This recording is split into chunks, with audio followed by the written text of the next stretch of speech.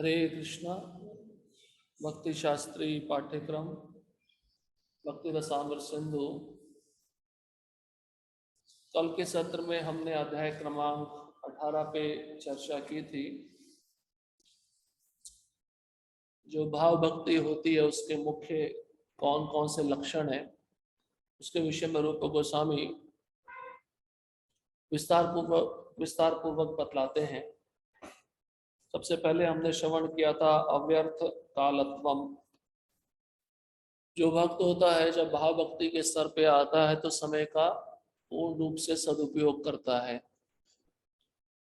हर एक क्षण कृष्ण की सेवा में व्यतीत करता है, जिसमें रूप गोस्वामी कहते हैं मनसा वाचा कर्मणा पूरी तरह से कृष्ण की सेवा में नियोजित रहता है। मन से कृष्ण के चरण कमलों का चिंतन करता है, शरीर से कृष्ण को नतमस्तक होता है, विभिन्न प्रकार की सेवाएं करता है और वाणी से उनके नामों का उच्चारण करता है।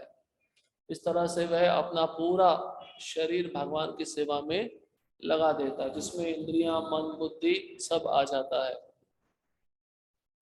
उसके पश्चात शांति मतलब सहनशीलता। श्रील प्रभुपाद जी कहते हैं अगर किसी को भक्ति में जीवन में प्रगति करनी है तो उसको बहुत ही सहनशील होना चाहिए, क्योंकि ये भौतिक जगत इस प्रकार से बनाया गया है कि हर तरफ से आपको कष्ट दिया जाएगा, दुख दिए जाएंगे। कृष्ण इसका परिभाषा भगवत गीता में दिए हैं। इस जगत का क्या परिभाषा दिए हैं? दुख आलयम अशाश्वतम। दुख आलय में तो दुख आएगा, सुख नहीं आने वाला। सुख आएगा, क्षणिक रूप में आएगा, लेकिन हम जब जीवन में सुख आता तो उसको पाकर बहुत प्रसन्न हो जाते हैं, लेकिन उस सुख के पीछे भी दुख छिपा हुआ है। तो भक्त को किसी भी परिस्थिति में सहनशील होना चाहिए, जिसमें रूप गोस्वामी स्वयं महाराज परीक्षित का उदाहरण बताए कि किस प्रकार से उन्होंने उस शाप को एक सकारात्मक वृत्ति के द्वारा स्वीकार किया। तो भक्त ये सोचता है मेरे जीवन में जो दुख आ रहा है ये भगवान की विशेष कृपा है। जब भक्त इस प्रकार से उस दुख को समझेगा तो उस पर विशेष भगवान की कृपा होती है, उसमें सहनशील होने की और शक्ति अधिक हो जाती है। इसके पश्चात विरक्ति, इसको वैराग्य भी कहते हैं, जिसमें भरत महाराज का उदाहरण रूप गोस्वामी दिए। इस संसार की हर एक वस्तु से भक्त को अनासक्त रहना चाहिए, क्योंकि कोई वस्तु विशेष है, कोई व्यक्ति विशेष है, अगर उसके प्रति हमारी बहुत गाढ़ आसक्ति है तो अंतिम समय में हमें उसी का चिंतन होगा। और विरक्ति वैराग्य कैसे आता है? कृष्ण की अहेतु की भक्ति करके ही विरक्ति आती है। तो भक्त के अंदर किसी भी प्रकार का आसक्ति नहीं होना चाहिए। भरत महाराज ने किस प्रकार से अपने तरुण अवस्था में अपनी सुंदर पत्नी, अपनी संतान, अपने वैभव को त्याग दिया, और किस प्रकार त्यागा? मलवत, मल के समान त्याग दिया। इसका अर्थ है उन्होंने पीछे मुड़ के नहीं देखा। संन्यास आश्रम में जब संन्यास दीक्षा दी जाती है तो उस समय भी संन्यास दीक्षा क्यों दी जाती है? क्योंकि उसका पूरा वैराग उत्पन्न हो गया संसार से। उसको अध्यात्म भौतिक रूप से मरा हुआ व्यक्ति माना जाता है, क्योंकि उसका कोई आसक्ति नहीं है। भौतिक रूप से वो मर चुका है संसार के लिए। संन्यास का अर्थ ये है। तो इसलिए सन्यासी के अंदर कोई भी आसक्ति नहीं होती। इसलिए शास्त्र में बताया गया सन्यासी एक स्थान पर 3 दिन से अधिक नहीं रुक सकता, और जैसी भी स्थिति हो उसमें उसको रहना पड़ता है और भगवान पे पूर्णतया आश्रित होना पड़ता है। उसके पास एक खाली कमंडल रहता है, अपना सूटकेस नहीं रहता।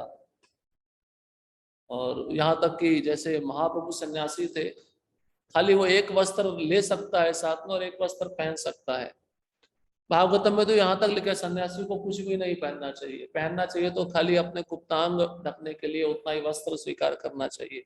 लेकिन प्रभुपाद जी कहते हैं अगर ऐसी अवस्था हुई तो फिर हम जो प्रवचन देंगे उसको सुनने के लिए कोई आएगा नहीं। इसलिए सन्यासी को पूरे वस्त्र पहनने चाहिए, मुख्य उद्देश्य प्रचार करना है। पर किसी भौतिक आसक्ति में लिप्त नहीं होना चाहिए। उसके बाद में मान शून्यता। मान शून्यता मतलब किसी भी प्रकार का सम्मान मुझे नहीं चाहिए। रूप गोस्वामी बताते हैं गर्व के कारण आता है। किसी ऊंचे कुल में जन्म लिया है, ऊंचा शिक्षा प्राप्त किया है, सुंदर शरीर प्राप्त किया है, तो ये जब व्यक्ति को प्राप्त हो जाता है उसके अंदर स्वाभाविक रूप से गर्व आ जाता है। लेकिन भक्त को जब ये प्राप्त होता है तो वह कृष्ण की कृपा समझता है और इन सब वस्तुओं को वह कृष्ण की सेवा में लगाता है, तो मान शून्यता से मुक्त हो जाता है। इससे भक्त को किसी भी पद का, किसी भी सुख सुविधा का मान नहीं होना चाहिए, गर्व नहीं होना चाहिए। बहुत सारे भक्त उसमें फंस जाते हैं। जैसे पहले भी बताया था, एक सूक्ष्म काम होता है, वो है लाभ, पूजा, प्रतिष्ठा। माधवेंद्रपुरी, अगर आप चैतन्य चरितमृत पढ़ेंगे तो ऐसा बताते हैं कि माधवेंद्रपुरी को जब पता चला कि भगवान ने मेरे लिए खीर चुराई है, तो कृष्णदास कविराज गोस्वामी कहते हैं वो प्रतिष्ठा के भय से पुरी में भाग गए, रेमुना छोड़कर। भौतिक जगत में एक जो भक्त शुद्ध भक्ति नहीं कर रहा है वो प्रतिष्ठा के लिए भागता है, लेकिन शुद्ध भक्त प्रतिष्ठा के लिए नहीं भागता, वो प्रतिष्ठा के भय से भागता है, लेकिन प्रतिष्ठा उसके पीछे पीछे भागती है। लेकिन जब माधवेंद्रपुरी जगन्नाथपुरी पहुंचे तो पहले से पता चल गया था कि भगवान ने इनके लिए खीर चुराई है। इसलिए भक्तों को अपने को हीन समझना चाहिए। हीन मतलब मैं तुच्छ हूं, तुच्छ। इसलिए कहा जाता है तृणादपि सुनीचेन, तृण से भी अपने को अधिक निम्न मानना। उद्धव जी क्या कहते हैं, मुझे वृंदावन में एक गुलमलता बना दो, एक घास का तिनका बना दो। क्यों कह रहे हैं? वो अपना विनीत भाव प्रदर्शित कर रहे हैं। कृष्णदास कविराज गोस्वामी चैतन्य चरितमृत में क्या कहते हैं, विष्ठा में जो कीड़ा होता है उसके समान मेरी स्थिति है। अपने विनीत भाव को प्रकट कर रहे हैं, ये मान शून्यता कहलाता है। श्रील प्रभुपाद जी के अंदर भी मान शून्यता थी। उनके गुरु महाराज भक्ति सिद्धांत सरस्वती ठाकुर महाराज के बारे में ऐसा बताया जाता है कि अगर उनको कोई प्रणाम करने आता था, सामने वाले के प्रणाम करने से पहले वो पहले झुक जाते थे और बोलते थे दासोस्मि, मैं आपका दास हूं। अपने शिष्यों को भी प्रणाम करते थे। मान शून्यता होती है। उस स्तर पे पहुंचकर भक्त अपने को तुच्छ मानता है, अपने को हीन मानता, और ये भी समझता है कि मैं किसी लायक नहीं हूं, मैं भगवान की भक्ति करने के योग्य नहीं हूं। इसको कहते हैं मान शून्यता। और उसको कोई पद मिलता भी है तो वह सेवक के रूप में सेवा करता है। हमारी संस्था में सर्वेंट लीडरशिप होता है, सर्वेंट पहले लगाया जाता है। सर्वेंट मतलब सेवक। कोई अध्यक्ष भी है वो भक्तों का सेवक है, भगवान का सेवक है। उसको अध्यक्ष इसलिए नहीं बनाया गया कि वह उस मठ की, उस मंदिर की सारी सुख सुविधा अपने ऊपर ले ले और भोगे, नहीं। तो सेवा दी जाती है उच्च पद पर अन्य भक्तों के सेवा करने के लिए, भगवान की सेवा के लिए। ऐसा उसका भाव होना चाहिए, तब मान शून्यता नहीं आएगी। उसके पश्चात आशा बंध, एक भक्त को आशा रहती है कि एक ना एक दिन तो कृष्ण मेरे को स्वीकार करेंगे, मैं एक ना एक दिन तो कृष्ण के भगवत धाम वापस जाऊंगा। उस भक्त में ऐसी आशा होनी चाहिए। ऐसा नहीं कि वह मन में ऐसा विचार कर रहा है कि कई जन्म लग जाएंगे, मैं नहीं जा पाऊंगा, नहीं। तो आपका दृढ़ निश्चय होना चाहिए। प्रभुपाद जी कहते हैं आप इसी जन्म में भगवत धाम जा सकते हो अगर आप प्रयत्न करो। ध्रुव महाराज जैसा दृढ़ संकल्प आपके अंदर हो, आप इसी जन्म में जा सकते हो। प्रयत्न करना चाहिए उसके लिए। एक भक्त को यही आशा रहती है, कृष्ण के पास मैं एक न दिन अवश्य जाऊंगा। उसके पश्चात हमने समुत्कंठा। अब भगवत धाम जाना है या भगवान की सेवा प्राप्त करना है, कृष्ण प्रेम को प्राप्त करना है, उसके लिए क्या होना चाहिए? उत्साह बने रहना चाहिए। इसको कहते हैं समुत्कंठा। संस्कृत शब्द है समुत्कंठा। तो अब उत्साह कैसे मिले? उत्साही भक्तों के संग में रहकर उत्साह मिलेगा, ये समुत्कंठा पैदा होगी। इसके विषय में रूप गोस्वामी कहते हैं लालसा, लालसा मई, लालसा होनी चाहिए। जैसे ये संसार में एक धनी व्यक्ति होता है उसको पैसे की लालसा होती है, तो पैसा कमाने के चक्कर में वो अलग अलग योजनाएं बनाता है, अपने से बड़े धनवान लोगों का संग करता है। उसी प्रकार से एक भक्त के अंदर लालसा होनी चाहिए कि मैं उच्च भक्त का संग कैसे प्राप्त करूं, भक्ति में उसमें उससे मैं मार्गदर्शन कैसे प्राप्त करूं, मेरे जो संशय है उनका निवारण मुझे उसके संग में ही प्राप्त हो सकता है। और वह सब कुछ सुनकर अपने जीवन में उतारने का प्रयत्न करना। कभी कभार हम सुन तो लेते हैं लेकिन सुना हुआ हम अपने जीवन में नहीं उतारते, इसलिए परिणाम नहीं मिलता। उत्साही समुत्कंठा तभी आएगा जब हम उत्साही भक्तों के संग में रहेंगे। तो उसमें बिल मंगल ठाकुर का उदाहरण देते हैं रूप गोस्वामी कि मैं वृंदावन कब जाऊंगा, कृष्ण को कब देखूंगा, ये सब उत्साह में आता है। ऐसा उत्साह बने रहना चाहिए। जैसे कार्तिक आता है, मुझे वृंदावन जाना ही है, मुझे धामवास करना ही है, भक्तों का संग करना है। भक्त पहले से ही विचार करते हैं, योजनाएं बनाते हैं, उत्साह होता है उनके अंदर। इसके पश्चात नाम गाने सदा रुचि। वो भाव भक्ति के स्तर पर जब भक्त होता है उसकी जीवा पे सदैव नाम रहता है। माला पे तो नाम है, जपता ही है। जब उसकी माला समाप्त होती है तो उसकी और इच्छा होती है मैं और नाम जप करूं, तो माला पे और एक्स्ट्रा राउंड करता है। और फिर उसके पश्चात अब ऐसा नहीं कि उसका नाम रुक गया है, फिर भी उसकी जीवा पे नाम चलता रहता है। वो नाम में उसकी पूर्ण निष्ठा हो जाती है, श्रद्धा हो जाती है कि अभिन्नत्वा नाम नामिनो, कृष्ण और उनके नाम में कुछ भी अंतर नहीं है। अजामिल का उपाख्यान सुनकर उसकी निष्ठा नाम के प्रति और बढ़ती है। नाम जप करते करते उसकी आंखों में आंसू आते हैं। ये भाव भक्ति के लक्षण है। रोमांच खड़ा हो जाता है, वाणी गदगद हो जाती है। जैसे चैतन्य महाप्रभु जगन्नाथ शब्द भी पूर्ण रूप से नहीं बोल पाते थे, जग जग जग बोलकर वो गिर पड़ते थे। ये भाव भक्ति के लक्षण है। इसके पश्चात गुणाख्यान, भगवान के दिव्य गुणों का कीर्तन या वर्णन करने में उत्सुकता। जैसे नाम का उच्चारण करने में उत्सुकता होती है, ऐसे ही उनके गुणों का व्याख्यान करने में भक्त के अंदर उत्सुकता होनी चाहिए।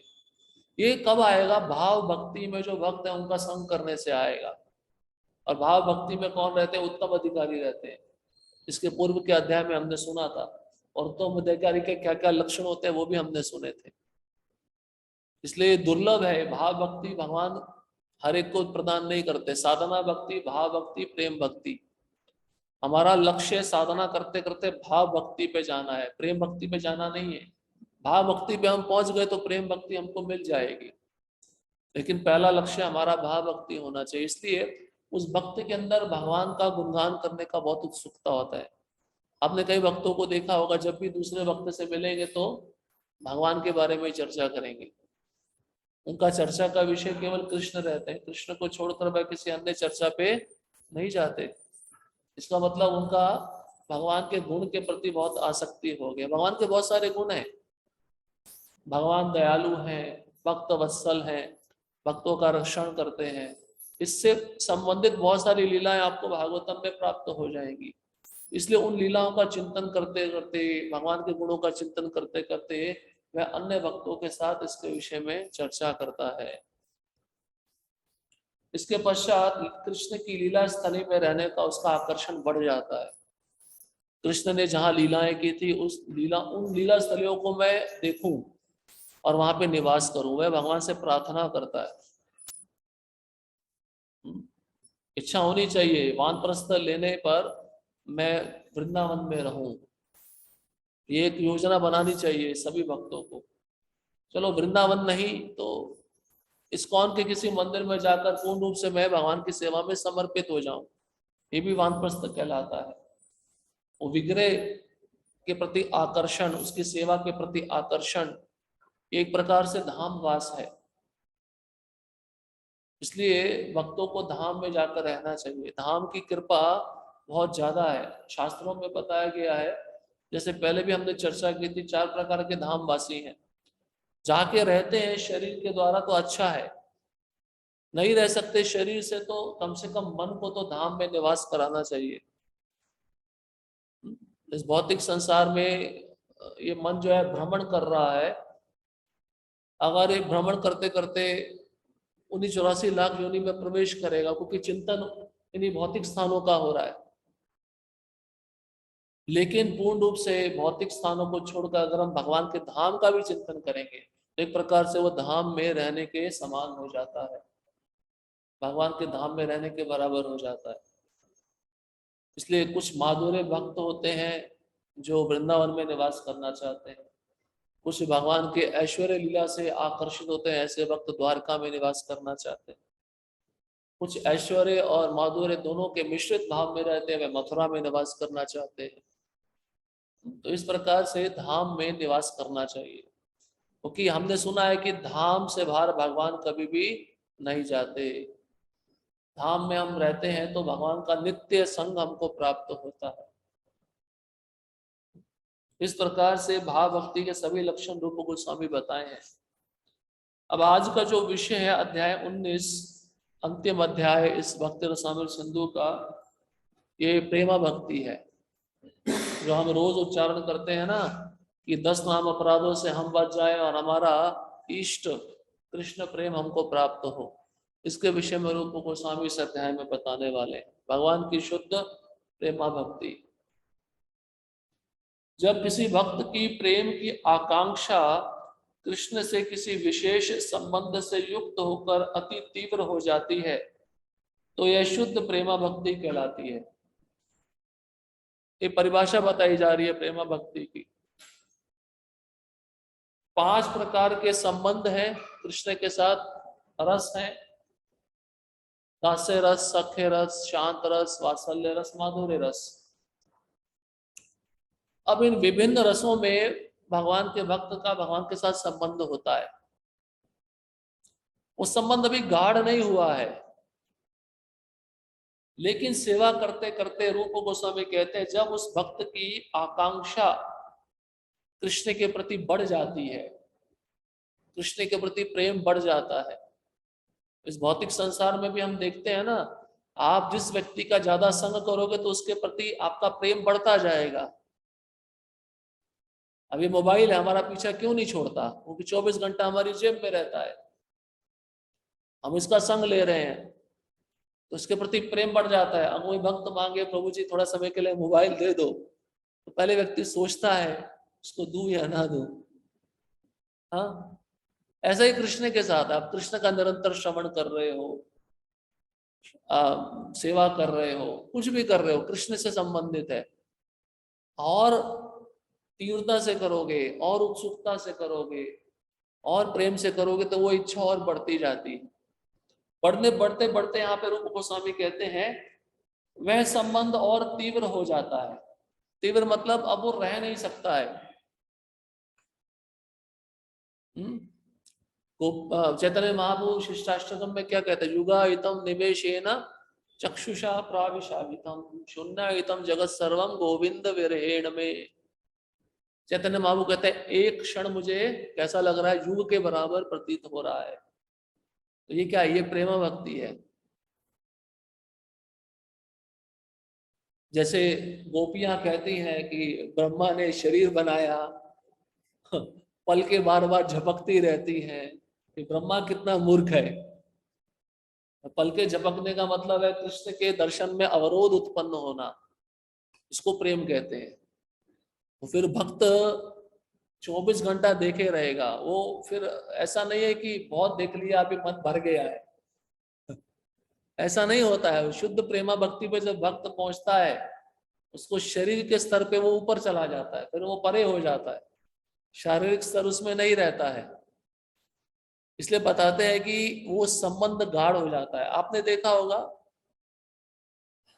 दूध को आप हिलाते रहो, क्या गाढ़ा होता जाता है ना, और एक समय ऐसा आता है पूरा गाढ़ हो जाता है, उसको स्वादिष्ट बन जाता है। वही प्रेमा भक्ति है।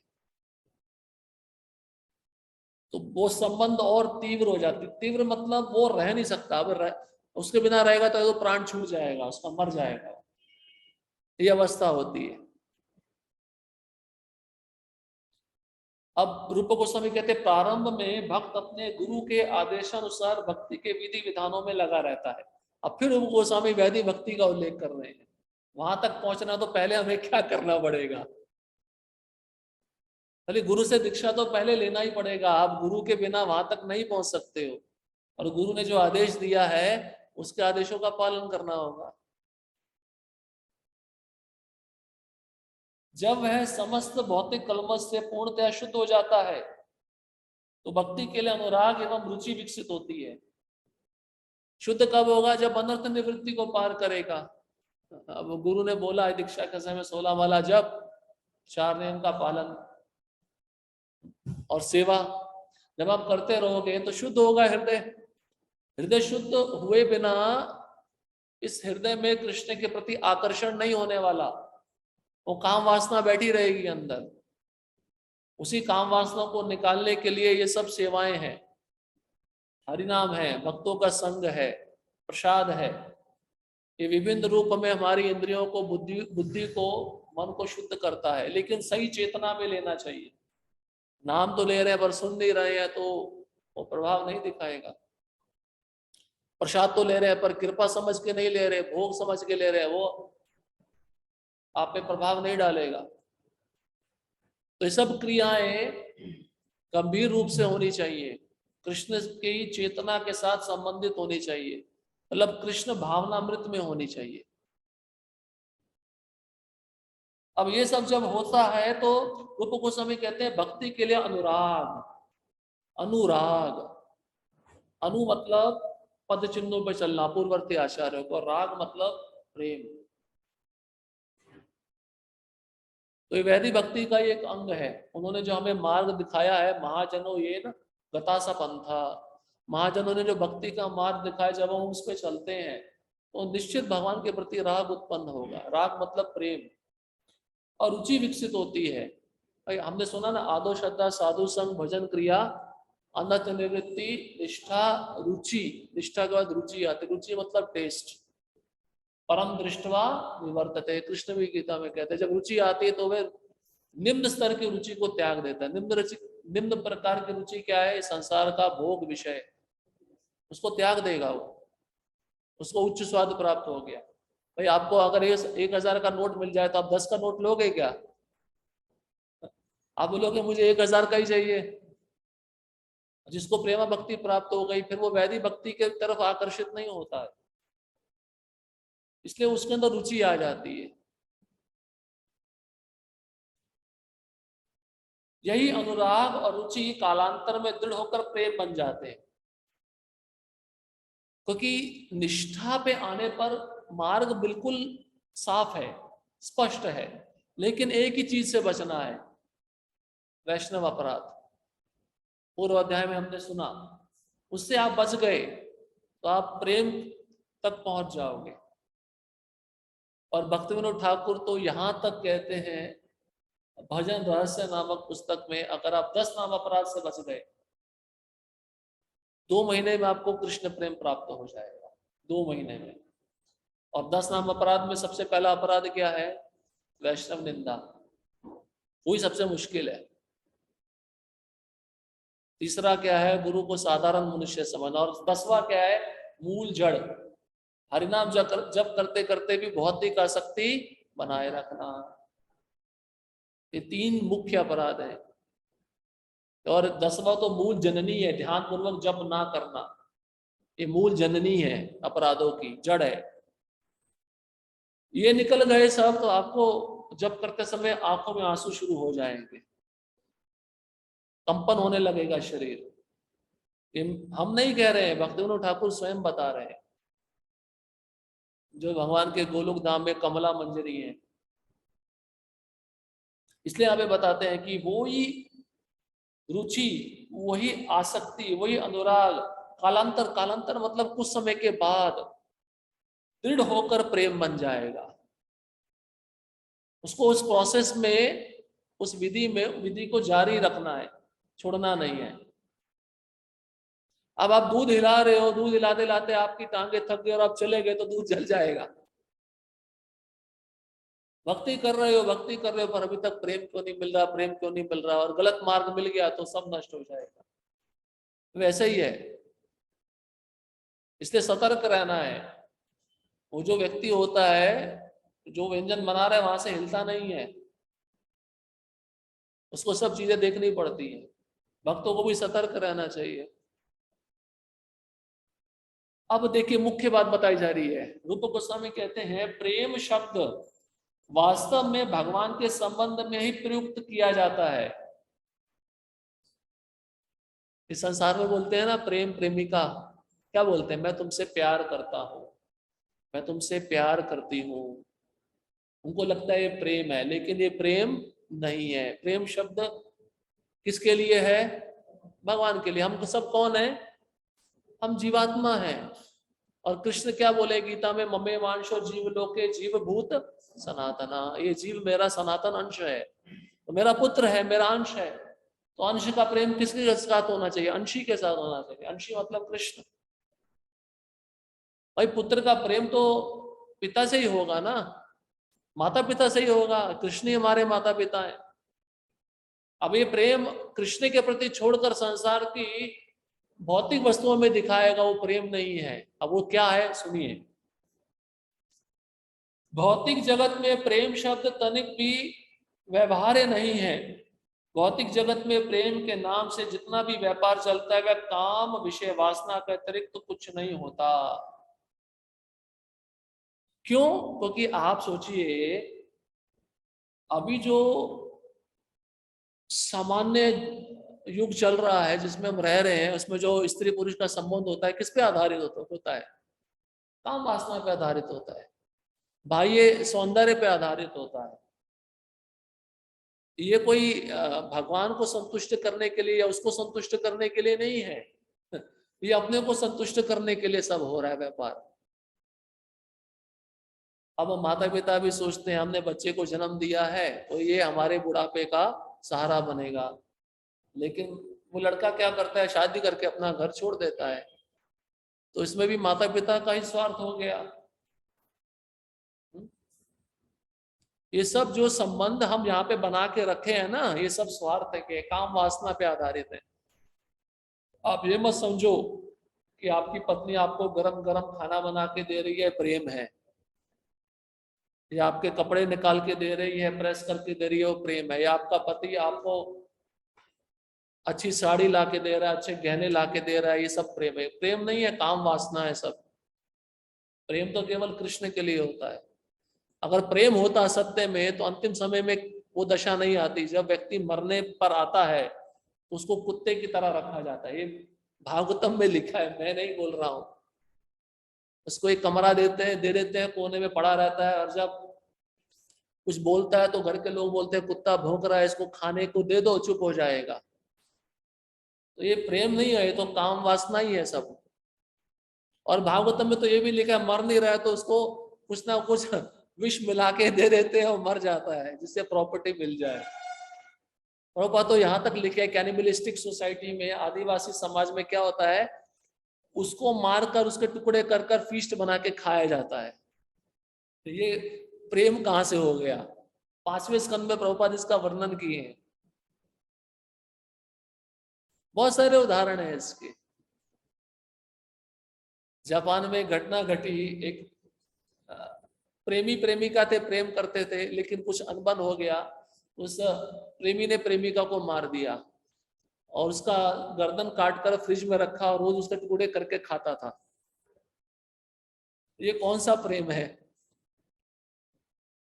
ये कौन सा प्रेम है? ये कौन सा? ये तो प्रेम नहीं, ये तो काम वासना है पूरी। प्रेम जो होता है नित्य रहता है, उसमें कभी कमी नहीं आती। जो कृष्ण हमसे करते हैं, या शुद्ध भक्त जब कृष्ण से करता है, वो रियल प्रेम है। वो प्रेम कभी फीका नहीं पड़ता है, कम नहीं पड़ता है। तो सारा जगत में जो संबंध बना है काम पे आधारित है, विषय वासना पे आधारित है। और कोई भी संबंध शाश्वत नहीं। जीव का संबंध तो कृष्ण के साथ शाश्वत है। कोई प्रेम शब्द तो शाश्वत संबंध से ही जुड़ेगा, कोई क्षणिक संबंध से थोड़ी ना जुड़ेगा। प्रेम तथा काम के बीच जमीन आसमान का अंतर होता है। देखिए अभी स्वयं हमारे आचार्यगण बता रहे हैं, वैसा ही जैसा सोने और लोहे में अंतर है, नारद पंचरात्र में स्पष्ट कहा गया है कि जब काम को परमेश्वर में पूर्णतया स्थानांतरित कर दिया जाता है और उनसे पूर्ण रूपेण आत्मीयता स्थापित कर ली जाती है तो उसे भीष्म, प्रहलाद, उद्धव तथा नारद जैसे महापुरुष भगवान के प्रति शुद्ध प्रेम मानते हैं। अब देखिए इसका उदाहरण, एक प्रेमी है, प्रेमिका के लिए फूल लेके जा रहा है और उसकी इच्छा है अपनी प्रेमिका के बालों में लगाने की, जिससे उसके बाल और सुंदर दिखे। अब वही भक्त बन जाता है तो वही फूल वो भगवान के चरणों में चढ़ाएगा। तो पहले तो काम था, अब प्रेम हो गया। तो इसलिए रूप गोस्वामी कह रहे हैं जब वह काम प्रेम में परिणत हो जाता है तो बड़े बड़े महाजन उसको क्या परिभाषा देते हैं? शुद्ध प्रेम। इस जगत में आपने देखा होगा, कोई भी पुष्प होता है सबसे पहले व्यक्ति उसको सूंघना चाहता है, लेकिन भक्त को जब पुष्प मिलता है वो सबसे पहले ना सूंघते हुए क्या करता है? भगवान को अर्पण करता है। ये प्रेम है, क्योंकि जीव की इच्छा स्वामित्व भाव की है। इसलिए इस संसार की प्रत्येक वस्तु पे वह अपना स्वामित्व भाव जताना चाहता है, स्वामी बनना चाहता है। स्वामी तो केवल कृष्ण ही है। इसलिए जब उसी स्वामित्व भाव को वह त्याग कर दास बनकर भगवान की सेवा करता है तो वही काम प्रेम में परिणत हो जाता है। अब विवाह हुआ, पहले तो पत्नी बहुत अच्छी लगती थी, लेकिन जब भक्ति में आया, कृष्ण भावनामृत भक्त का संग मिला, अब उसको ज्ञान मिला कि ये तो मेरी संपत्ति नहीं है, ये तो भगवान की संपत्ति है। तो पहले काम था वही प्रेम में परिणत हो गया, क्योंकि उसने अपनी सारी संपत्ति अभी किसको अर्पित कर दी? कृष्ण को अर्पित कर दी। प्रभुपाद जी कहते हैं हम पत्थर नहीं है, हम जड़ नहीं है, हमारे अंदर चेतना है। केवल इतना कार्य करना है, हमें अपने केंद्र बिंदु में कृष्ण को बिठाना है, बस। हमारा जो भी कार्य चल रहा है ना, चलता रहने दो, लेकिन उन कार्यों के बीच में केंद्र बिंदु कृष्ण हो जाए, बस। घर का कोई भी कार्य करो, अपना समझ के नहीं, मैं कृष्ण के लिए कर रहा हूं, ऐसा समझ के करो, वही काम प्रेम में परिणत हो जाएगा, परिवर्तित हो जाएगा। भीष्म जैसे महापुरुषों ने बतलाया है कि भगवत प्रेम का अर्थ है किसी अन्य व्यक्ति के प्रति तथा कथित प्रेम का पूर्ण परित्याग। तथा कथित कहते हैं सो कॉल्ड। इस संसार में हमारे संबंध ऐसे हैं, क्षणिक है, क्षणिक, इसको तथा कथित ही बोलेंगे। अब हम सोचते हैं मेरी पत्नी मेरे से प्रेम करती है, मेरा पति मेरे से प्रेम करता है, ये प्रेम नहीं है। तो भीष्म पितामह का परिभाषा क्या है? जब इन संबंधों को त्याग कर वह प्रेम कृष्ण के लिए होता है, केवल और केवल किसके लिए? कृष्ण के लिए। माम एकम, माम एकम मतलब भगवान कहते हैं मेरा शरणागत, केवल मेरा शरणागत, उसको प्रेम बोलते हैं। जैसे भरत महाराज नहीं किया, अपने सब संबंधियों का त्याग करके भगवत अनुरक्ति जागृत कर ली थी उन्होंने। यही प्रेम की परिभाषा है। भाई प्रेम किससे करना चाहिए ये भी तो हमें पता होना चाहिए ना। इस संसार में लोगों ने बहुत सारे प्रेम की परिभाषाएं बना के रखी हुई है, यतो मत ततो पथ। अब प्रेम की असली परिभाषा क्या है? केवल और केवल कृष्ण से प्रेम, बस, वो भगवत प्रेम है। भीष्म के अनुसार प्रेम का अर्थ है किसी अन्य व्यक्ति के प्रति सारे आकर्षण ममता को हटाकर किसी एक व्यक्ति पर अपने स्नेह को स्थापित कर लेना। वो एक व्यक्ति कौन है? कृष्ण है। इसलिए आपको सबके साथ संबंध तोड़ना पड़ेगा, इसके लिए तैयार रहो अगर आपको कृष्ण का प्रेम प्राप्त करना है तो। मेरी बहू ने मेरे साथ ऐसा किया, मेरी सास ने मेरे साथ ऐसा किया, मेरे पति ने मेरे साथ ऐसा किया, नहीं, कृष्ण के लिए सोचो। ये सब संबंधों को आपको तोड़ना पड़ेगा। प्रेम केवल कृष्ण से होता है, संसार के किसी भौतिक व्यक्ति या वस्तु से नहीं होता। प्रेम का परिभाषा ही यही है।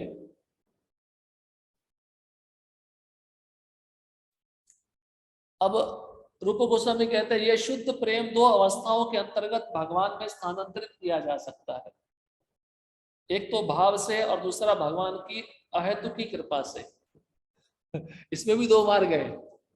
आपको प्रेमा भक्ति या तो भाव भक्ति से मिलेगी, या तो स्पेशल भगवान की कृपा हो जाए, आप स्पेशल जीव हो। स्पेशल जीव तो हमने भी आज तक देखा नहीं है संसार में। अब भाव से प्रेम कैसे प्राप्त होता है उसके विषय में रूप गोस्वामी कहते हैं, भाव प्रमाणिक गुरु के निर्देशन में शास्त्रों में दिए गए भक्ति के विधि विधानों का पालन करके भगवान के भाव प्रेम को प्रबलता पूर्वक विकसित किया जा सकता है। देखिए स्पष्ट यहाँ पे बता दिया। फिर वैदिक भक्ति के बारे में बता रहे हैं, भाई आपको उस स्तर तक पहुंचना है तो जो हमने वैदिक भक्ति का पीछे उल्लेख किया है उसका आपको पालन करना होगा, और फिर पालन करते करते हृदय शुद्ध होगा तो भाव स्तर पे आकर आपको प्रेम प्राप्त हो जाएगा। उसका प्रमाण दे रहे रूप गोस्वामी भागवतम से। श्रीमद् भागवतम में 11वां स्कंद 2 अध्याय 40वां श्लोक, वैदिक भक्ति के पालन के कारण विकसित इस भाव प्रेम की व्याख्या इस प्रकार दी गई है। वैदिक भक्ति से ही भाव भक्ति आएगी और भाव भक्ति से ही प्रेम भक्ति आएगी। वैदिक भक्ति के पालन के समय भक्त में स्वाभाविक कृष्ण चेतना विकसित होती है। जब आप नीति नियम का पालन करोगे, गुरु के शब्दों में दृढ़ श्रद्धा होगी, उनके वचनों का पालन करोगे तो कृष्ण चेतना विकसित हो जाएगी। कैसी कृष्ण चेतना? स्वाभाविक। स्वाभाविक मतलब नेचुरल। वो फिर कृष्ण चेतना जाएगी नहीं, निरंतर रहेगी। धीरे धीरे वो भाव की तरफ बढ़ती जाएगी। जैसे वही बात है, आपको मैंने टाइपराइटर का उदाहरण बताया था। शुरुआत में आप टाइपिंग सीखने गए हो, लेकिन आपको रूल्स एंड रेगुलेशन पता चल गए, उसके अनुसार आप पालन कर रहे हो, आपकी स्पीड बहुत स्लो है। जैसे आप पालन करते जाओगे, हर रोज प्रैक्टिस करते रहोगे, आपकी स्पीड बढ़ती जाएगी। फिर एक दिन ऐसा आएगा आप आंख बंद करके टाइप करोगे। वही भाव भक्ति प्रेम भक्ति है। इस तरह हृदय के कोमल होने से वह उन्मत्त मनुष्य की तरह नाचने गाने लगता है।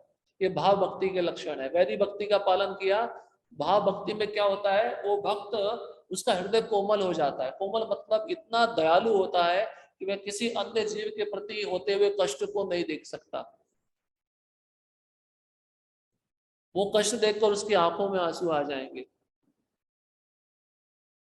श्रील प्रभुपाद जी एक बार मेलबर्न में एक पार्क में भ्रमण कर रहे थे, तो वहां पे कुछ छोटे छोटे बच्चे खेल रहे थे। उन बच्चों को देखकर प्रभुपाद जी की आंखों में आंसू आ गए। तो प्रभुपाद जी के शिष्यों ने पूछा, प्रभुपाद जी ऐसा क्या दृश्य आपने देखा जो आपकी आंखों में आंसू आ गए? प्रभुपाद जी बोले, ये बच्चे अगले जन्म में कहाँ जाएंगे मुझे पता नहीं, इनका भविष्य मैं देखकर रो रहा हूँ। क्योंकि मनुष्य जीवन पाइया राधा कृष्ण ना भजिया जानिया सुनिया विश्व खाइनु। वो शुद्ध भक्त की आंखों में आंसू आते हैं जब कोई जीव भगवान की भक्ति नहीं करता, अपने मनुष्य जीवन को व्यर्थ गवा देता है। तो शुद्ध भक्त ये सोचता है मरने के बाद ये कहाँ जाने वाला है, इसकी गति क्या होने वाली है। ये भाव भक्ति के लक्षण है। और वह उन्मत्त हो जाता है। उन्मत्त मतलब पागल हो जाता है। वो संसारी पागल नहीं होता। कैसा पागल होता है? कृष्ण के लिए पागल होता है। तो क्या लक्षण है? नाचने गाने लगता है। वो नाचेगा और कभी कभार बैठा होगा तो चिल्लाएगा जोर से, कृष्ण का नाम गाएगा। ये उन्मत्त भाव उसके अंदर प्रकट होता है। उसको लज्जा नहीं होती, समाज मेरे बारे में क्या सोचेगा, मेरा उपहास करेगा, उसके बारे में वो तनिक भी परवाह नहीं करता। भगवान नाम कीर्तन करते हुए वह कभी चिल्लाता है, कभी बहकी बहकी बातें करता है, कभी गाता है, और कभी किसी बाहरी मनुष्य की परवाह ना करते हुए पागल मनुष्य की तरह नाचता है। ये भाव भक्ति के लक्षण है। जब ये लक्षण सच में प्रकट हो जाए तो भगवान की अहेतुकी कृपा हो गई। अब इसका अर्थ ये नहीं है कि हम इसको प्रकट करने के लिए ऐसे सबके सामने करने लगे।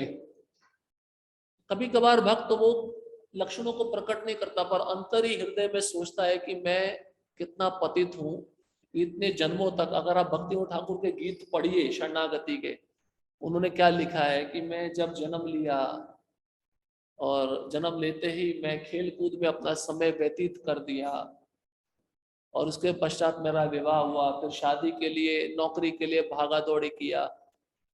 कृष्ण मैं इतना मूर्ख हूं कि इतना समय मैंने आपके बिना गवा दिया। वो उन गीतों में अपने आंसुओं को प्रकट कर रहे हैं। तो ऐसा नहीं कि शुद्ध भक्त के प्रत्यक्ष ये लक्षण दिखे तो हृदय में वो चिंतन करके रोता है, उसको आत्मग्लानि होती है, पश्चाताप होता है, अब कृष्ण मुझे अपनी शरण में लो, मैं और समय इस संसार में नहीं रहना चाहता। इस तरह के जो विचार उसके मन में आते हैं, ये भाव भक्ति के लक्षण। उन आचार्यों को गीतों का श्रवण करके गाकर भी वो लक्षण हमारे अंदर आ सकते हैं। चिंतन करना चाहिए। हरिनाम प्रभु के प्रति भक्तिविनोद ठाकुर कहते हैं, करोड़ों जन्मों तक मैंने आपके चरणों में अपराध किया है, अब केवल आप अपने शुद्ध नाम का मुझे आश्रय दीजिए जिससे मैं आपकी आहत की सेवा कर सकूं। ये हरिनाम खाली अक्षर नहीं है, इसको हरिनाम प्रभु कहते हैं। प्रभु मतलब इसका स्वरूप है, स्वरूप मतलब इसके अंग हैं, दिव्य अंग है। इसलिए प्रार्थना करते हैं मैं आपकी सेवा कर सकूं, कैसे? शुद्ध नाम उच्चारण करके। पद्म पुराण में रागानुगा प्रेम से विकसित भाव प्रेम के विषय में एक वक्तव्य पाया जाता है। एक प्रसिद्ध सुमुखी कन्या चंद्रकांति कृष्ण को पति रूप में पाने के लिए पूर्ण ब्रह्मचर्य का पालन करती थी। वह सदैव भगवान के दिव्य स्वरूप का चिंतन करती थी और उन्हीं का गुणगान करती थी। वह अन्य किसी को अपना पति नहीं बनाना चाहती थी। उसने दृढ़ संकल्प कर लिया था कि केवल कृष्ण ही उसके पति होंगे। तो ये भी एक उदाहरण दे रहे हैं रूप गोस्वामी। पतिव्रता नारी होती है, अपने पति के अतिरिक्त किसी और का चिंतन नहीं करती। उसी प्रकार से यहाँ पर जो सुमुखी नाम की कन्या है, वह कृष्ण को पति रूप में पाने के लिए प्रार्थना कर रही है, ब्रह्मचर्य व्रत का पालन कर रही है और कृष्ण के दिव्य स्वरूप का चिंतन कर रही है, उनका गुणगान कर रही है। तो इस प्रकार से वह भाव भक्ति के स्तर पे पहुंच गई। और भाव भक्ति जब प्राप्त हुई तो उसके मन में यही भाव था कि कृष्ण मेरे पति कब बनेंगे।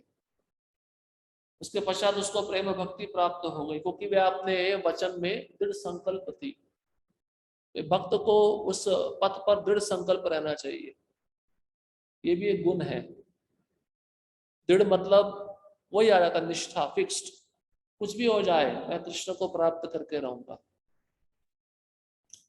इसके पश्चात अब दूसरा विधि जो है भगवान की असाधारण कृपा, वो कैसे होती है उसके विषय में रूप गोस्वामी बताते हैं।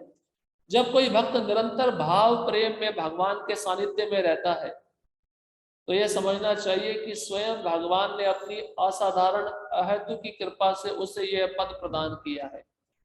इस तरह की असाधारण कृपा का उदाहरण श्रीमद् भागवत में 11वां स्कंद 12वां अध्याय 7वें श्लोक में पाया जाता है, जिसमें कृष्ण उद्धव से बताते हैं, वृंदावन की गोपियों ने मेरी प्राप्ति के लिए ना तो वेद पढ़ा है, ना ही उन्होंने कभी कोई तीर्थाटन किया था, ना ही उन्होंने दृढ़तापूर्वक किसी विधि विधान को किया, ना ही उन्होंने कोई तपस्या की। उन्होंने मेरी संगति मात्र से भक्ति की सर्वोच्च सिद्धि प्राप्त की। गोपियों को प्रत्यक्ष संग मिला था ना कृष्ण का। तो ये उदाहरण है भगवान की असाधारण कृपा, जो भाव से प्रेम तक गोपियों को लेकर गई। क्योंकि गोपियों ने किसी भी प्रकार की तपस्या नहीं की थी, वेद नहीं पढ़ा था, कहीं भी तीर्थों का भ्रमण नहीं किया था, किसी प्रकार का अनुष्ठान नहीं किया था। ये सब करना पड़ता है भक्ति तक पहुंचने के लिए, जबकि भक्ति के छोटे अंग है, लेकिन ये सब अंग भक्ति पे निर्भर है, लेकिन भक्ति इन पे निर्भर नहीं है।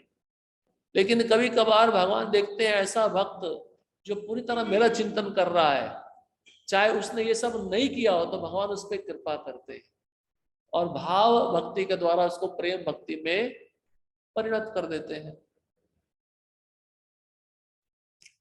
ये ऐसा ही है जैसे मान लो कोई जेल में कैदी है, उसने कोई अपराध नहीं किया, लेकिन उसका चरित्र बहुत सिंसियर है, गंभीर है, और जो जेलर बोलता है वो कर रहा है, तो जेलर क्या करता है, हाई कोर्ट से उसका सजा माफ करके उसको छुड़ा देता है।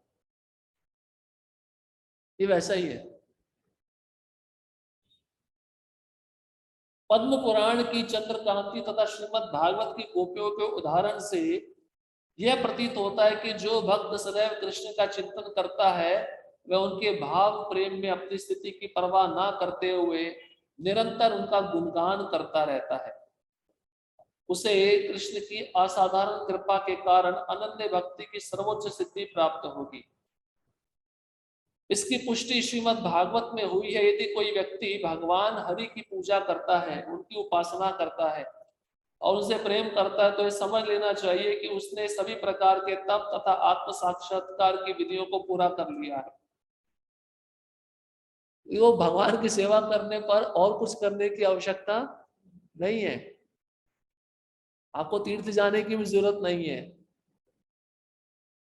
उसके पश्चात आपको किसी प्रकार की तपस्या करने की भी जरूरत नहीं है, वेद पढ़ने की भी जरूरत नहीं है। ये सब भगवान की सेवा में सेवा करते करते प्राप्त हो जाता है। क्योंकि आप देखिए, वही बात आती है कि जब भक्त सुबह से लेकर रात तक भगवान की सेवा कर रहा है, चिंतन तो उसके मन में भगवान का ही चल रहा है ना। सेवा किससे संबंधित है? कृष्ण से संबंधित है। चिंतन किसका चल रहा है? कृष्ण का चल रहा है। तो उसको और किसी क्रिया करने की आवश्यकता नहीं, तो भगवान उस पर कृपा कर देते हैं। अब प्रश्न वही आता है, ये स्थिति को बनाए रखना है तो हमें अच्छा संग चाहिए। अगर हम गलती से असत्संग में चले जाएंगे तो फिर अपराध हमारे शुरू हो जाएंगे। इसलिए उस स्थिति में हमें सतर्क रहना चाहिए।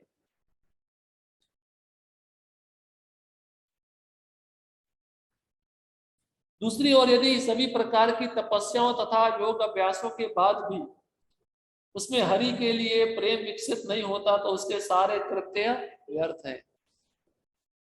अब तपस्या भी कर रहा है, अनुष्ठान भी कर रहा है, योगाभ्यास भी कर रहा है, लेकिन भगवान के प्रति प्रेम विकसित नहीं हो रहा। ये योगियों और ज्ञानियों के बारे में बताया है, जो योग करते हैं, तपस्या करते हैं, लेकिन भगवान के प्रति प्रेम नहीं मिलता, क्योंकि ये क्रियाएं भगवान को प्रसन्न करने वाली नहीं है। भक्त्या माम भी जानाति, भक्ति से मैं प्रसन्न होता हूं। जो भगवान का चिंतन है उसको स्मरण कहते हैं, स्मरणम भक्ति। वो स्मरणम कैसे तीव्र होता है? श्रवण से होता है। सबसे पहले श्रवण ही करना होगा, तभी स्मरण तीव्र होगा। श्रवण भी कैसा होना चाहिए? ध्यान पूर्वक, आदर पूर्वक। अनुदिनम आदरात, रूप गोस्वामी बताते हैं उपदेशामृत में। अनुदिनम मतलब नित्य, रोज, और आदरात मतलब ध्यान पूर्वक। यदि कोई व्यक्ति कृष्ण को निरंतर भीतर बाहर देखता है तो समझना चाहिए कि वह आत्म साक्षात्कार के सारे तपों से परे हो चुका है। बहिर नरसिंगा हृदय नरसिंगा। अब इसका अर्थ ये नहीं है कि भीतर भी देखता है बाहर भी देखता है। इसका अर्थ क्या है? भीतर से वो कृष्ण का चिंतन करता है, और बाहर से कैसे देखता है कृष्ण को? हर एक वस्तु भगवान की शक्ति है, कृष्ण से संबंधित है। इसको ऐसे समझना है, भीतर और बाहर। तो ऐसा व्यक्ति सारे तप कर चुका है, क्योंकि हमने एक मूल नियम सुना था। जो सारे शास्त्र में जितने नियम है सब उस नियम के दास हैं। कौन सा नियम है? स्मर्तव्यो सततम विष्णु विस्मर्तव्यो न जातुचित। कि सतत भगवान का स्मरण करना और एक क्षण के लिए भी उनको नहीं भूलना। जब व्यक्ति इस स्तर पे आ गया तो सारे नीति नियम उसके दास बन जाते हैं। तो गोपियां इसी स्तर पे थी। गोपियां इसलिए विधि विधान से परे थी। हमने सुना ना कि एक पराई स्त्री को रात के समय बाहर नहीं जाना चाहिए। ये तो पाप हो गया ना, समाज की दृष्टि से, शास्त्र की दृष्टि से महापाप हो गया। लेकिन गोपियां गई, कृष्ण के कहने पर गई, कृष्ण का चिंतन कर रही थी, इसलिए वो पाप उनको नहीं लगा, क्योंकि कृष्ण का चिंतन नित्य उनके हृदय में रहता था। इसलिए वो सारे विधि विधान शास्त्र के नियमों से परे हो गई। ये अवस्था तभी मिलेगी जब उस स्तर पे पहुंच जाता है, 24 घंटा नित्य कृष्ण का स्मरण होता है, इसी को प्रेमा भक्ति कहते हैं। जब करते हैं, हमारा तमोगुनी जब कैसा होता है, नींद आती है या भौतिक विचार आते हैं, जब जप में और सुधार होता है तो रजोगुनी जप में आ जाता है। रजोगुनी जप क्या होता है, फिर भौतिक इच्छाएं थोड़ा कम आती है या रुक जाती है या फिर आ जाती है।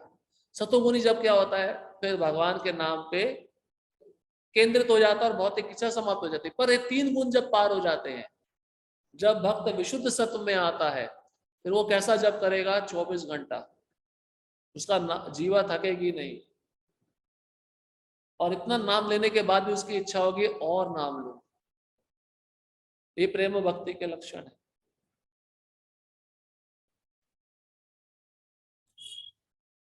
यदि कि सभी प्रकार के तपों के बाद भी वह भीतर बाहर कृष्ण का दर्शन नहीं कर पाता, तो समझिए कि उसकी सारी तपस्या व्यर्थ है।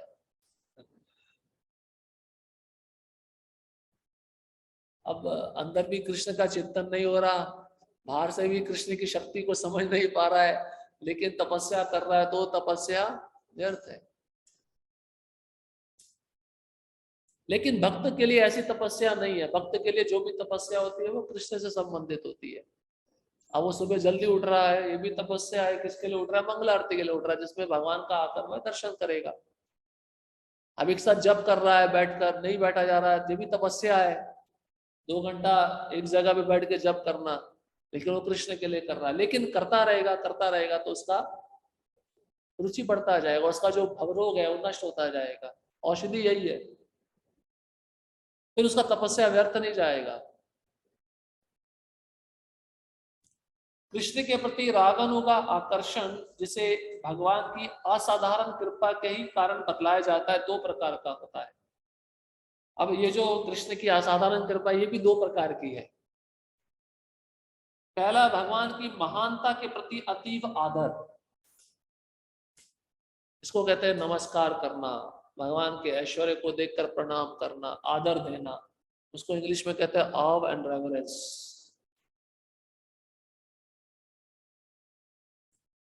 दूसरा है किसी बाह्य हेतु के बिना कृष्ण के प्रति स्वतः आकर्षित होना।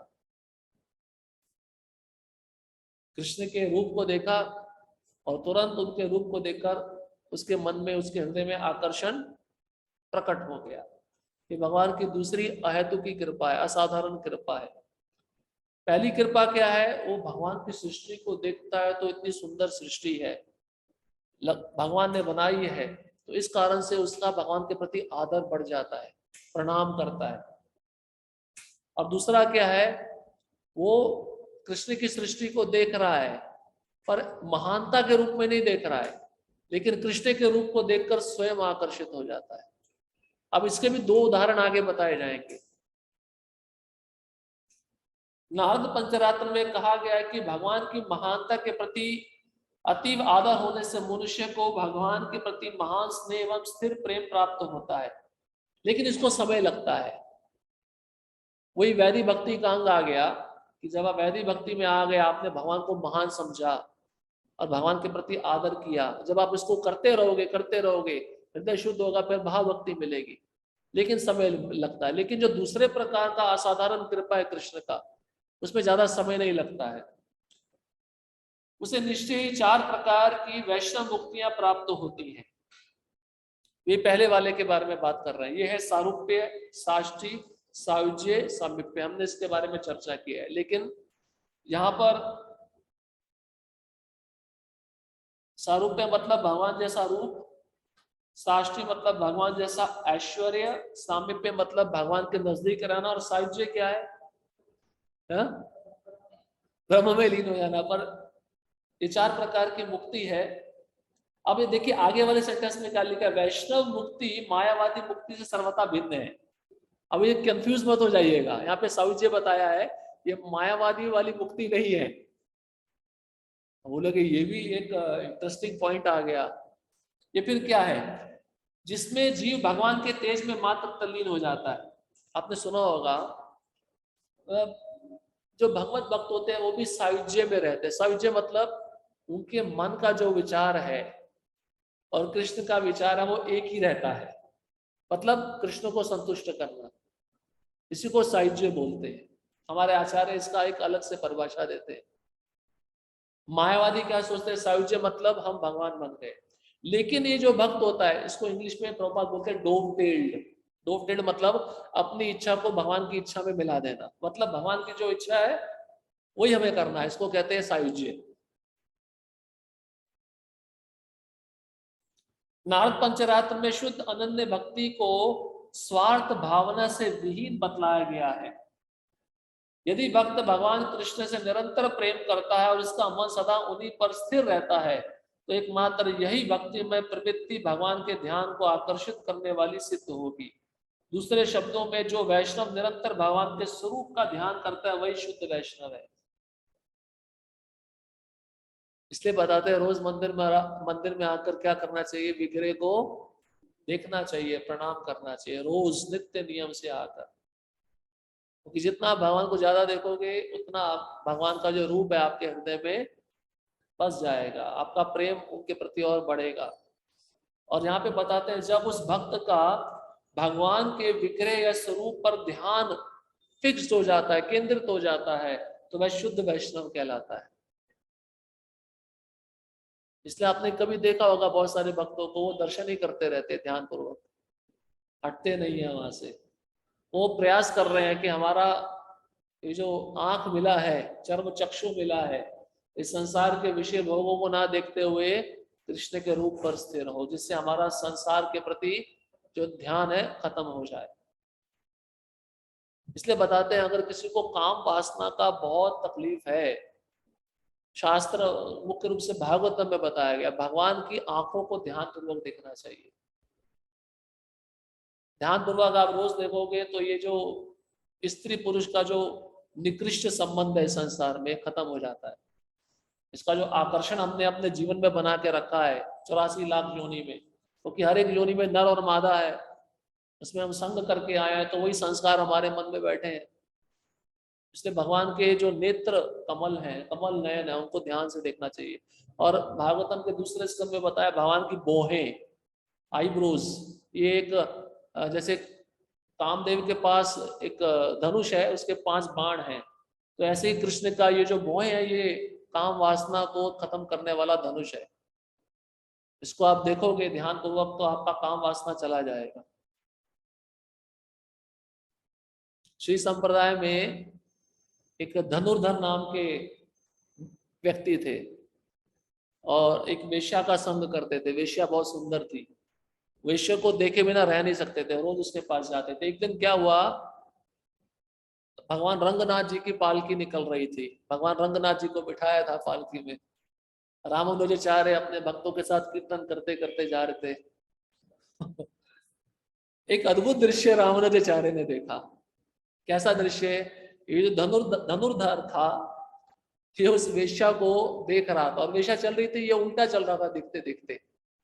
आप सोचो अगर भगवान का पालकी निकल रहा है, हजारों भक्त आ रहे हैं कीर्तन करते हुए, तो स्वाभाविक रूप से ध्यान उधर जाएगा नहीं जाएगा। लेकिन इस धनुर्दास का जो आकर्षण का केंद्र बिंदु था वो वेश्या थी। अब हुआ ये तो रामानुजाचार्य ने देखा, बोले ये तो बड़ा विडंबना है, भगवान इतने सुंदर है, उनसे सुंदर कोई है नहीं संसार में, और ये भगवान को ना देखकर उस वेश्या को देखे जा रहा। कैसे देख रहा है, छतरी पकड़ी हुई है और वो चल रही है, उल्टा चल रहा है उसको देखते देखते। उसको ये भी डर नहीं कि मैं गिर जाऊंगा, इतना काम वासना अंदर। तो रामानुजाचार्य ने उसको बुलाया और बोला कि अगर इस वेश्या से भी अधिक सुंदर मैं आपको एक वस्तु दिखाऊं तो आप इसको छोड़ दोगे? बोले इससे ज्यादा कोई सुंदर है नहीं संसार में, क्योंकि उसने कुछ देखा ही नहीं था। बोले है ही नहीं कोई संसार में इससे अधिक सुंदर। रामानुजाचार्य बोले आप वो छोड़ दो, लेकिन इससे सुंदर वस्तु मैं आपको दिखाऊं तो आप छोड़ दोगे? बोले ठीक है मैं छोड़ दूंगा। तो बोले ठीक है, आज शाम को मंदिर में आना, रंगनाथ जी की आरती है, और आरती में जब आप आओगे, रंगनाथ जी की जो आंखें हैं केवल उनको ध्यान से देखना। ये निर्देश रामानुजाचार्य ने दिया। और धनुर्दास था, शाम के समय पहुंच गया मंदिर में, रंगनाथ जी की आरती चल रही थी। और रंगनाथ जी की सुंदर आंखों आंखों को जब ये देखने लगा, देखते देखते इसका ध्यान वहां पे फिक्स हो गया, उसको इतना आकर्षण पैदा हो गया, उसने उस वेश्या को छोड़ दिया और ये शिष्य बन गया रामानुजाचार्य का। अब वेश्या सोचने लगी ये मेरे पास में नहीं आता, रोज नहीं आता, ये कहाँ जाता है, तो वेश्या उसके पीछे पीछे आ गई। देखो आसक्ति इतनी खतरनाक है, ये खाली पुरुष का स्त्री के प्रति नहीं है, स्त्री का पुरुष के प्रति भी है। वो दौड़ती दौड़ती आ गई और बोले कि मैं तो वैष्णव बन गया हूं, मैंने दीक्षा ले ली है, अभी मैं तुम्हारा संग नहीं कर सकता। फिर तुम क्या करते हो? उसने बोला मैं मंदिर में रह के सेवा करता हूँ। ठीक है, मैं भी करूंगी। अब ये जो भौतिक आसक्ति थी उसने उसको आध्यात्मिक आसक्ति में बदल दिया। उसने दीक्षा ले लिया रामानुजाचार्य से और दोनों का विवाह कराया रामानुजाचार्य ने। और इतने विरक्त हो गए, ऐसा बताया जाता है कि उनके उसकी जो पत्नी बनी है, जो वेश्या थी पहले, उसके शरीर पे बहुत सारे गहने थे। तो एक बार ब्रह्मचर्य आश्रम में लड़ाई हो गई, तो ब्रह्मचारी आपस में लड़ने लगे कुछ वस्त्र के लिए। तो रामानुजाचार्य ने देखा ये आश्रम में विरक्त होकर लड़ रहे हैं, चलो इनको ऐसे गृहस्थ का दर्शन कराते हैं जो पूरी तरह भोग ऐश्वर्य में रहते हैं पर फिर भी विरक्त है। तो रामानुजाचार्य ने बोला देखो अपने शिष्यों को, मुझे पैसे का आवश्यकता है, सोने का आवश्यकता है, तो तुम लोगों को चोरी करनी होगी, गुरु का आदेश है। रामानुजाचार्य के सभी शिष्य तैयार हो गए। बोले कहाँ चोरी करनी है? बोले वो मेरा गृहस्थ शिष्य है, उसके घर में जाके चोरी करनी है। तो शिष्य बोले आप वैसे भी तो मांग भी सकते हो ना, आपका शिष्य है, चोरी करने की क्या जरूरत है? बोले नहीं नहीं ऐसा बात नहीं है, चोरी करना जरूरी है। रामानुजाचार्य इनको शिक्षा देना चाहते थे कि तुम आश्रम में रहकर विरक्त नहीं हो पा रहे हो, ये गृहस्थ में रहकर विरक्त है। तो जैसे दोनों पति पत्नी विश्राम कर रहे थे तो ये पहुंच गए शिष्य लोग ब्रह्मचारी के चोरी करने के लिए। अब उनके जो ये जो धनुर्दास था इसको पता चल गया, और इसको किसी अन्य भक्त से पता चला था कि मेरे गुरु महाराज को धन की आवश्यकता है। तो उसने अपनी पत्नी को बोला था अपने शरीर पे सारा गहना सजा लेना और विश्राम करना, और विश्राम करने के बाद जब एक साइड का गहना वो चुरा ले तो दूसरी साइड पलट लेना, तो दूसरे साइड का भी गहना चुरा लेंगे। तो दोनों सोने का नाटक कर रहे थे, लेकिन उद्देश्य क्या था, हमारे गुरु महाराज को आवश्यकता है इसलिए सब कुछ दे देना चाहिए। तो तात्पर्य क्या है कहने का कि भगवान का रूप इतना सुंदर है, प्रॉब्लम हमारे साथ क्या है, हमने आंखें अपनी काम वासना पे गड़ा के रखी हुई है। हमारे संस्कार पूर्व जन्मों के क्या है, स्त्री पुरुष का हम चित्र देखते हैं तो काम वासना आती है। अब ये तो चित्र की तो बात छोड़ दीजिए, बाहर हम जाते हैं दृश्य देखते हैं, अभी तो आम बात हो गई है, उसको देखकर हमारे मन में वो भाव आ जाता है, क्योंकि हम अपना ध्यान कृष्ण के विग्रह पर केंद्रित नहीं कर पा रहे। रूप गोस्वामी कहते हैं अगर जैन किन प्रकार किसी ने भगवान के रूप पे भी ध्यान केंद्रित कर दिया, जो मंदिर में अर्चा विग्रह होता है, वो भी शुद्ध वैष्णव हो जाएगा केवल अपना ध्यान लगाने से। अब इसके आगे रूप गोस्वामी कहते हैं सामान्यतः जो भक्त भक्ति के कठोर विधि विधानों का पालन करने के कारण भगवान की अहेतु की कृपा प्राप्त कर लेता है, वह भगवान की महानता, उनके दिव्य सौंदर्य तथा रागानुगा भक्ति के प्रति आकृष्ट होता है। कठोर विधि विधानों का पालन करने पे ही प्राप्त होगा। मंगलारती लिखा है आना है तो आना है, जब करना है तो करना है, ये कठोर नियम है। एकादशी का व्रत रखना है तो रखना है, इसको दृढ़ता पूर्वक करते रहना चाहिए, तब भगवान के सौंदर्य के प्रति, उनके रूप के प्रति, उनके गुण के प्रति आकर्षण का निर्माण होता है। आपको डायरेक्ट कॉलेज में एडमिशन नहीं मिलता ना, पहले कॉमन एंट्रेंस एग्जाम देना पड़ता है, वो मस्ट है। उसको उसको दिए बिना, उसको पास किए बिना आपको एंट्री नहीं मिलेगी किसी भी कॉलेज में। इसलिए विधि विधान क्या है, वो कॉमन एंट्रेंस एग्जाम है। आप उसमें पास हो गए तो मेडिकल में किसी भी फील्ड में एंट्री मिल जाता है। अधिक स्पष्ट करना चाहे तो कहा जा सकता है कि भक्ति के नियमों का पालन करने से मनुष्य भगवान के दिव्य सौंदर्य को भली भांति पहचान सकता है। कुछ भी हो, भक्त पर भगवान की असाधारण कृपा के द्वारा ही ऐसे उच्च पद संभव है। तो ये अपने संस्था में भी देखा गया। आपने देखा होगा बहुत सारे ब्रह्मचारी जो काफी लंबे समय से संस्था में रह रहे, सेवा कर रहे हैं, तो उनका भगवान के प्रति कुछ आकर्षण है ना, तभी तो वे संसार के मन में अपना विषय वासना में उनका मन नहीं जा रहा है, और उनका भगवान के प्रति जो सौंदर्य है, रूप है, उसके प्रति उत्सुकता बढ़ता जा रहा है या नहीं है? भक्ति में आने से पहले हमारी काम वासना कितने स्तर पे थी? जब से दीक्षा लिया, नाम जब शुरू किया, सेवा किया, अभी वो कम हुई है या नहीं हुई है? इसी से आप समझ सकते हो।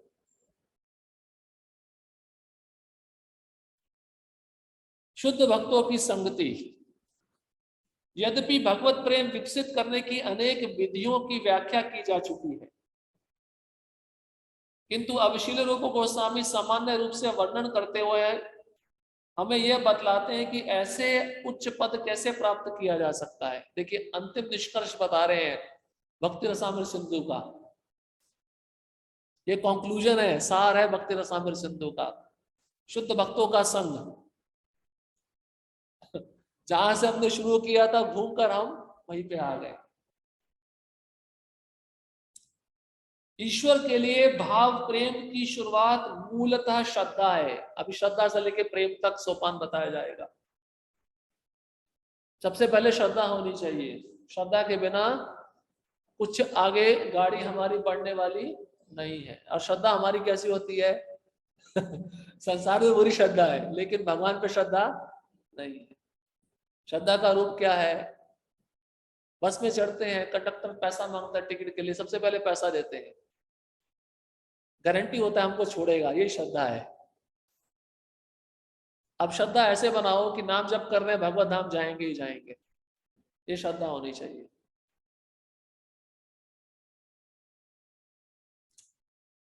शुद्ध भक्तों की अनेक समितियां तथा संगठन है, और यदि कोई थोड़ी सी भी श्रद्धा के साथ इन समितियों से अपना संबंध जोड़ता है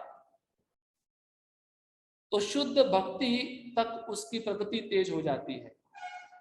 जैसे उदाहरण के रूप में 4 संप्रदाय हैं, संगठन है, समितियां हैं, इस्कॉन भी एक संस्था है। तो किसी वैष्णव संप्रदाय से जुड़ना होगा, सबसे पहले बता रहे हैं, श्रद्धा के साथ आगे का मार्ग उसका सुनिश्चित हो जाता है। शुद्ध भक्त का प्रभाव ऐसा होता है कि यदि कोई थोड़ी सी भी श्रद्धा से उसकी संगति करता है तो उसे भगवत गीता तथा श्रीमद् भागवत जैसे प्रामाणिक शास्त्रों से भगवान के विषय में सुनने का अवसर मिलता है। ये हो गया साधु संग। साधु संग में आकर व्यक्ति क्या करता है? श्रवण करता है। जैसे नारद मुनि दासी के पुत्र थे, उन्होंने भगवान की कथा का श्रवण किया। प्रहलाद महाराज अपनी मां के गर्भ में थे, उन्होंने नारद मुनि से श्रवण किया। राजा प्राचीन वर्षित कर्मकांड में फंसा था, उसने नारद मुनि से श्रवण किया। ये सब उदाहरण है साधु संग के। और साधु क्या करते हैं? प्रामाणिक शास्त्र, मुख्य रूप से रूप गोस्वामी यहाँ पे 2 शास्त्र बता रहे हैं, भगवत गीता और श्रीमद् भागवतम। जब इन शास्त्रों के बारे में सुनता है, उसको अवसर मिलता है, तो क्या परिणाम होता है? इस तरह जन जन के हृदय में स्थित भगवान की कृपा से मनुष्य में क्रमशः ऐसे शास्त्रों के वर्णन में श्रद्धा विकसित होती है। तो साधु संग में ही भगवान के प्रति श्रद्धा और दृढ़ होती है, इसलिए सुनना बहुत जरूरी है। नित्यम भागवत सेवया। शुद्ध भक्तों की संगति की यह पहली अवस्था है। दूसरी अवस्था में मनुष्य थोड़ा प्रगत एवं प्रौढ़ हो जाने के बाद शुद्ध भक्त के मार्ग निर्देशन में भक्ति के नियमों का पालन करने के लिए स्वतः तैयार हो जाता है। इसको कहते हैं भजन क्रिया। संग मिल गया, दीक्षा ले लिया, अब साधु बोलता है 4 नियम पालन करो और 16 माला जप करो श्रद्धा पूर्वक। इसको कहते हैं भजन क्रिया।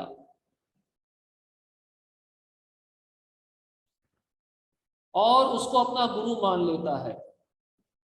अगली अवस्था में भक्त अपने गुरु के मार्गदर्शन में वैदिक भक्ति संपन्न करता है और ऐसे कर्मों के फल स्वरूप वह सभी अवांछित कार्यों से मुक्त हो जाता है। अवांछित कार्य मतलब भजन क्रिया के बाद क्या आता है? अनर्थ निवृत्ति। इसको कहते हैं अवांछित कार्य।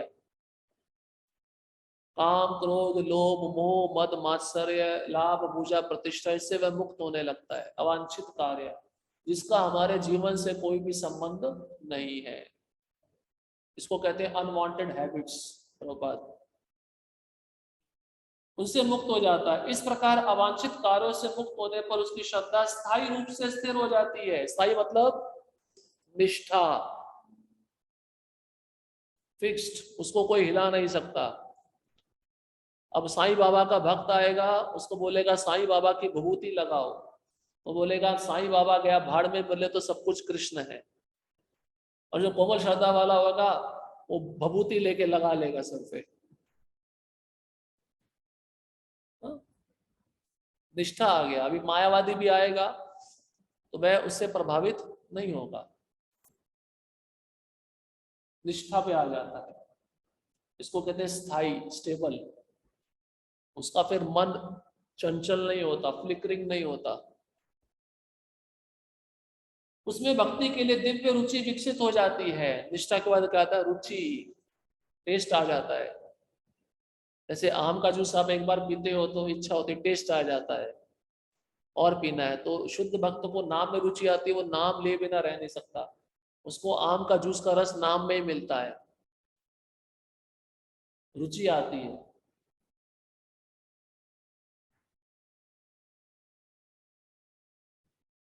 फिर अनुरक्ति। अनुरक्ति मतलब आसक्ति, अटैचमेंट होता है कृष्ण के साथ। अटैचमेंट हो, आसक्ति हो तो व्यक्ति को चिंतन कितना होता है उस वस्तु का, व्यक्ति का। अब कृष्ण के प्रति अनुरक्ति हो गई है सेवा करते करते। इसलिए आपने देखा होगा कई भक्त होते हैं लंबे समय तक संस्था में एक ही सेवा करते रहते हैं। उनको भौतिक आसक्ति नहीं है, सेवा आप दूसरे लोग वो भी करने को तैयार है, लेकिन उनका एक प्रेम हो जाता है उस सेवा करते करते, वो भाव विकसित हो जाता है, वो रह नहीं पाएंगे उस सेवा के बिना।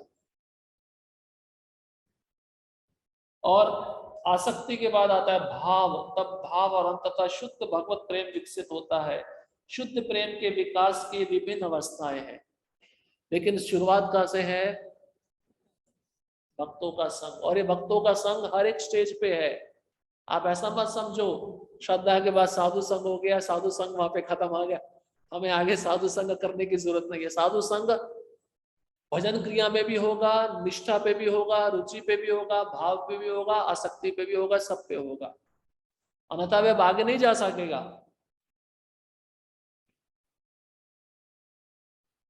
केवल अतीव भाग्यशाली व्यक्तियों को जीवन में ऐसी सफलता प्राप्त हो पाती है।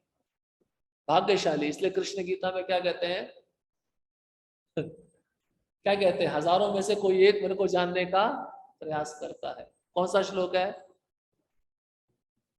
बहुनाम जन्मनामन्ते ज्ञानवान माम प्रपद्यते वासुदेव सर्वमिति सा महात्मा सुदुर्लभा। ऐसा महात्मा सुदुर्लभ है।